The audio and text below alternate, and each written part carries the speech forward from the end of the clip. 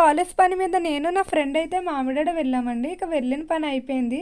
తెలిసిందే కదా, మేము బయటకు వెళ్ళామంటే అలా గిర్రన ఒక రౌండ్ వేయాలని. ఫ్రెండ్కి ఏవో కొన్ని ఐటమ్స్ కావాలంటే పక్కనే ఉన్న ఫ్యాన్సీ స్టోర్కి అయితే వెళ్ళాము. తను అలా కొంటూ ఉంటే ఈ లోపల నాకు ఇయర్ రింగ్స్ అయితే కనిపించాయి.